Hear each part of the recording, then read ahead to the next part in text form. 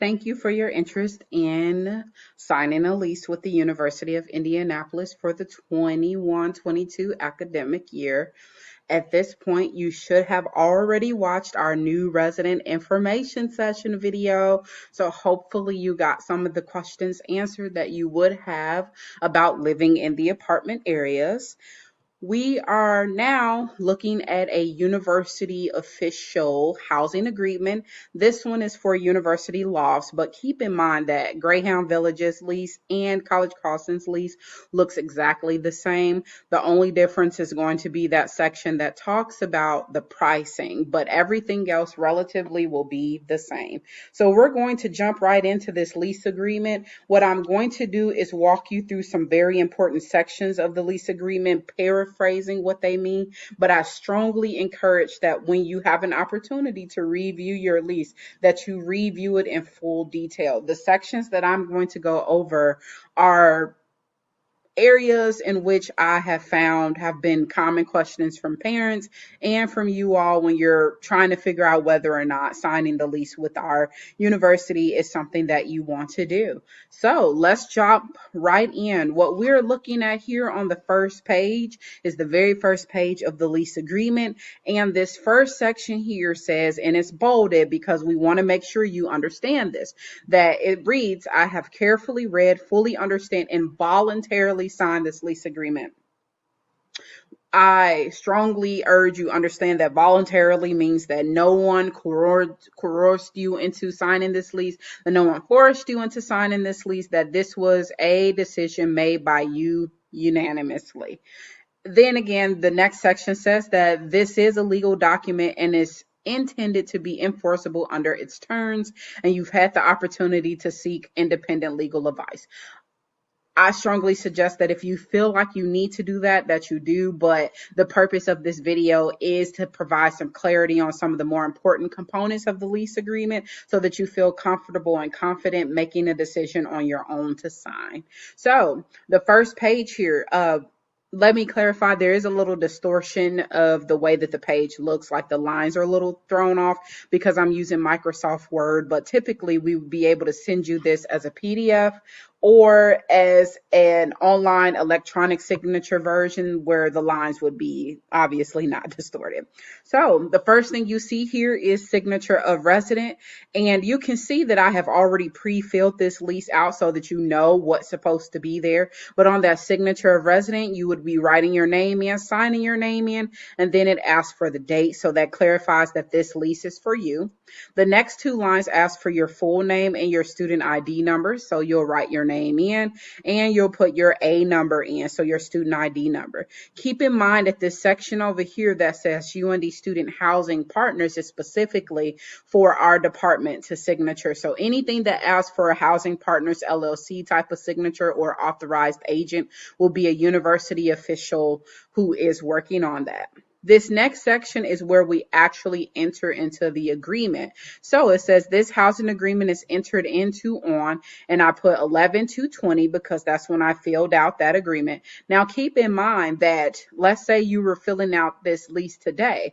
On that line, you would write 11/4/20 because today's date is the day that you're entering this agreement. And then the next line is between and my full name. So basically this is saying that on 11/2/2020, Sarah Liddell and UND Student Housing LLC partners entered into a binding agreement, right? And the term of this agreement is from August 15th, 2021 through July 31, 2022. So you are signing a full year's lease. That means that during winter break, Thanksgiving break, spring break, even summer, you do not have to move out of your unit. And as I described in our previous video for the information session, if you re-sign, meaning you decide you want to stay in your same apartment for the next academic year, and you sign a lease for that next year, which would be the 2020 2023 year, then you would not have to move out on July 31st, right? Because you're staying in the same apartment. So there would not be any reason for you to move out. But if you do not re-sign for your same apartment and you are not deciding to transfer to a different unit, then you would be ending your lease on July 31st, 2022.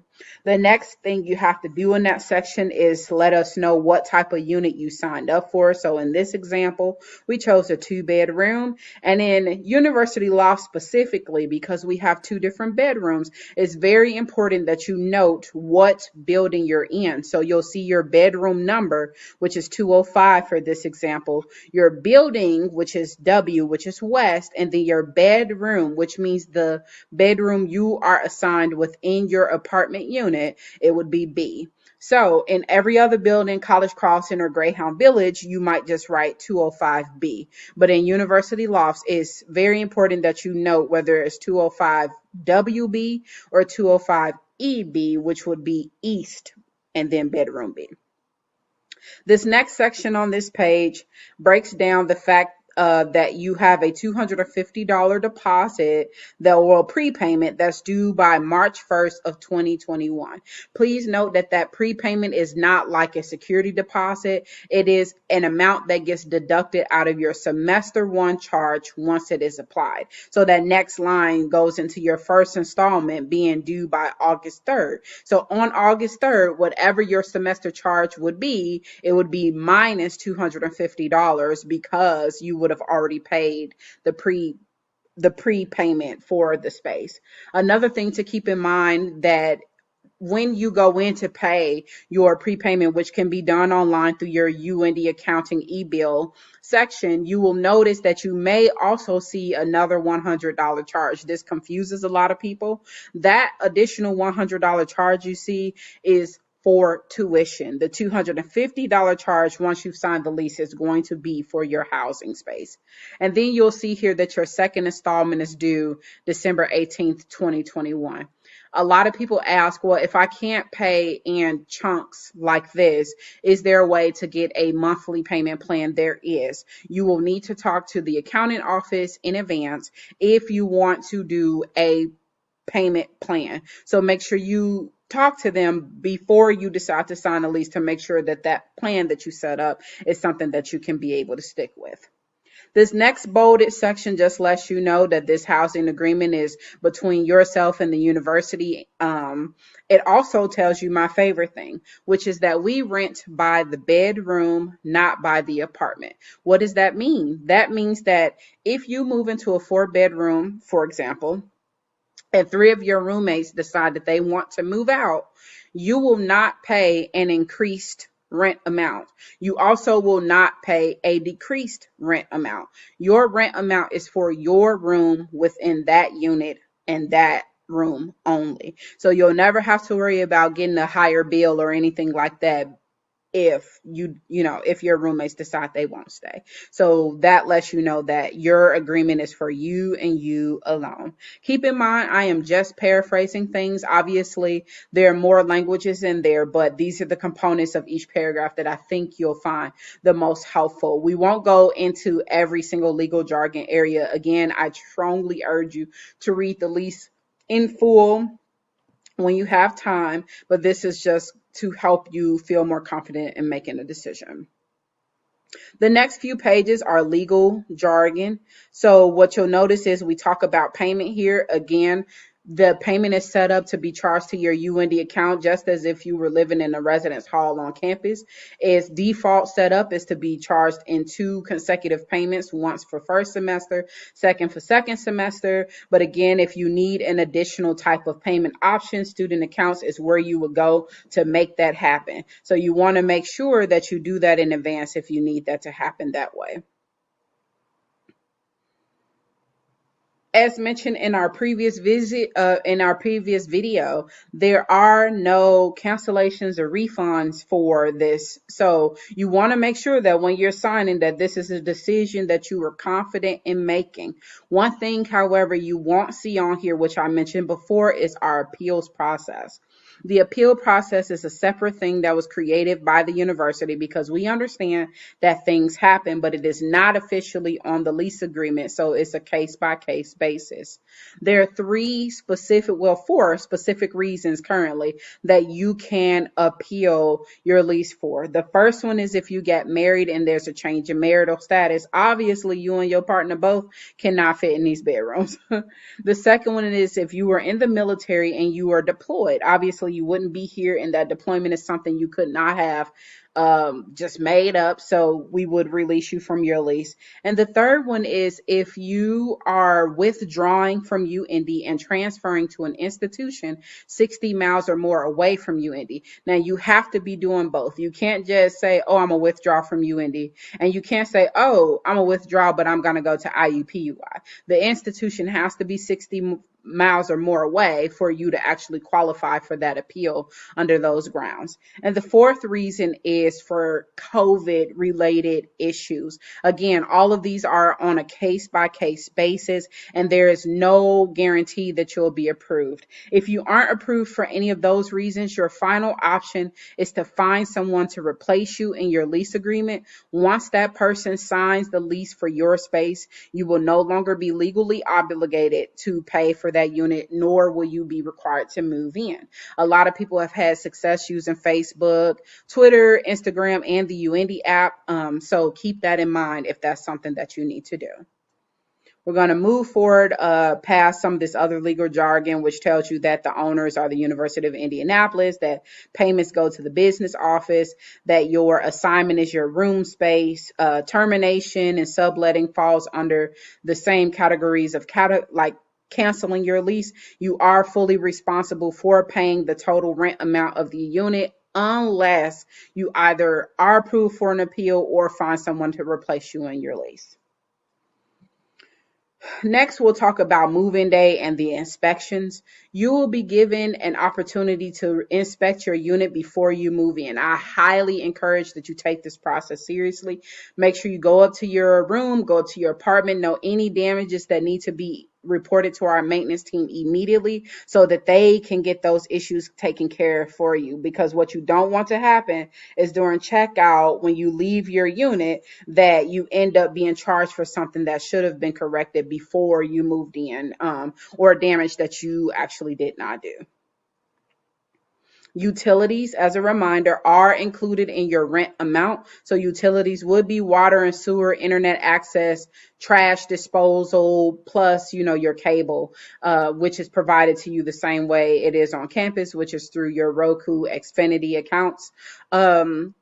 However, electricity works a little differently. So there is an allowance for electricity already pre-populated into your rent amount. If you're living in a one bedroom, that's $50 per person. So your entire unit has a $50 allowance for your electricity. If you go over that amount, that is the only time you will see any type of charge for a utility from the institution. So you would have to be going over $50 if you're in a one bedroom. If you're in a two bedroom, a three bedroom, or a four bedroom, keep in mind we are looking at a UL lease and there are no three bedrooms, but in GV and College Crossing there are, but these same amounts are applicable to their units as well. So in a 2, 3, or 4 bedroom, it is $60 per person for electricity. So that means the combined $60 amount of each person in a unit you would not want to exceed. So in a 2 bedroom, that would be like $120 worth of electricity. I can tell you from personal experience that is an extremely difficult thing to do given the efficiency of the types of things that are in the apartments, but it's not impossible. So you want to be mindful of the electricity that you're using to avoid being charged anything for that. Personal property, it is not a requirement that you get renter's insurance, but we strongly urge you to in the event that there is any type of Damages that occur, the university is not responsible for those damages to your things. So having some type of personal property renter's insurance will be your best bet. Responsibility for damage is different though. So if you are found responsible for damages in your unit, you will be responsible for paying for the cost of repairing those things. And later in the lease, we'll see an example. We'll see a page of possible charges that you can incur and what that may look like. Obviously, we don't allow illegal activity on campus. So this next section talks about, keeping weapons of any kind, firearms, drugs, illegal drugs, those type of things out of the spaces. No gas or charcoal grills, no open flame cooking, those type of things out of the unit, as those are all safety hazards. And also that you need to be abiding by the student handbook, obviously the student code of conduct, and the apartment handbook, which was mentioned in our previous information session, that'll be provided to you by your assistant director in your building upon your arrival. So even if you are a student that lives here and re-signed a lease, you'll get a copy of the student handbook for that year and the apartment handbook for that year when we send those emails out to everyone. Cleanliness is a big one. A lot of people don't think, oh, the cleanliness matters. It does. So in this section, you'll find out about quarterly inspections and cleanliness. The maintenance team here does quarterly inspections. They'll check like your thermostats and your fire alarm and your smoke detector and things like that. But at the same time, they will also be checking for the cleanliness of the unit. So keep in mind that you can be charged for damages that they see during that time, and for cleaning if it's excessively filthy in your unit. So you want to make sure that you are doing regular cleanings of your unit to avoid any type of issues like that. No pets, which we mentioned before. All animals that would be on campus would be approved through disability services. If your animal has not been approved through disability services, it cannot be in your unit until approval is given. That also includes like small little rodent animals. The only thing that you can have in your unit for sure without having to have approval are fish. As a reminder, we are currently not offering guests on campus. Keep in mind, we went over that in the information session. However, if we return back to normal, our expectations is that you follow the occupancy limits. So that's no more than 4 people to 1 person who occupies the space. So in a 1 bedroom, there will not be more than 5 people. In a 4 bedroom, there will not be more than 20 people. And if you have a guest overnight, they should not be staying more than 3 consecutive days in a 30-day period. Parking is done with the university police department, so that will remain the same. No smoking of any kind. As we mentioned before in the information session, there's a $250 fee plus any additional cost of cleaning if you are smoking in your unit, and you will be solely responsible for covering that. Maintenance. Here's a good one. Please, please, please always make sure you submit your maintenance request to either an ACA, which is an apartment community assistant, which you can find at the front desk areas of your buildings, or to our residential services manager who works with our campus partner. You want to make sure that those maintenance issues are reported because you don't want to be charged for things at the end of the year that could have been repaired. Also, maintenance is handled by our partners. So keep that in mind. The university student handbook for the apartments. Once again, we will be sending this out to you, so make sure that you read it. The expectations are not very different than those that you would find in the regular student handbook that the students in the residence halls get. The only significant difference here than the rest of the campus is that, once again, if you are 21 years or older, you can have alcohol in your unit. However, you cannot have alcohol in the hallways and the open areas outside of your room, and you should not be providing alcohol to anyone under the age of 21. The next sections are all legal jargons about breaching of the lease and anything like that, safety precautions. I strongly encourage you to read those sections as they talk about what it means to breach the lease. Like if you are found, violating policies and things like that, the possibility of you being terminated from your agreement, removed from housing, those type of things. So you want to be familiar with that language. The last section here that I'm actually going to talk about is vacating and the end of the lease or renewal. So for those of you who have signed leases before, you know that releasing is usually in the fall and in the spring. So we offer you an opportunity to re-sign for your apartment. However, if you decide you do not want to re-sign, then at the end of your lease agreement, you need to be fully moved out with your apartment cleaned and your keys turned in to our staff. If you did renew your lease agreement, then you don't have to move out. You'll just you'll sign a new lease for the new year, and then you'll just continue living in your space. So keep that in mind. Now we're going to pass by the legal jargon there as well. Again, those are the sections that most people want to hear about and are usually having questions about. So you want to make sure you read the rest of it in the event that you want to know what that's talking about. We're going to fast forward to this page here, which is where we actually start filling out the lease. This page is just breaking down some very important terms which we've already discussed. So at the top of the page, you'll fill out your name and your student ID number. It also breaks down the pricing so you know what you're getting. And then each of these statements is followed by a line. That line is where your initials go. So as you can see, I've placed an SAO on those lines. You want to read all of these lines carefully and initial them so you understand that your lease is a 1-year agreement. Yes, put your initials. You are going to be making a $250 deposit. Yes, I understand that I am signing up for University Lofts and that I have to pay this amount. Yes, that I'll be billed as a student in my student account. Yes, so all of these things, you are just acknowledging that you understand that these are terms that are outlined in your agreement. Once you get to the end of all of those sections and have put your initials, you'll sign and date at the bottom. And again, here you see I put my name and the date that I filled this out at the bottom. Now, of course, once again, if we were filling this out today, this date would be 11/4/20. So whatever day you're filling it out is what day you put on there. And then here we got a small line here that we would add our initial to. So then we got all of them. Next, we will go to a crime-free addendum. This is very self-explanatory. We do not tolerate crime on the premises. So that means no drug selling, no threatening or intimidating behavior, no unlawful discharge of a firearm, no fighting, those type of things. So once you've read over this section, you will acknowledge that you agree to these terms by signing and dating at the bottom. The next page will talk to you about replacement costs. On this page, you will write your name where it says resident.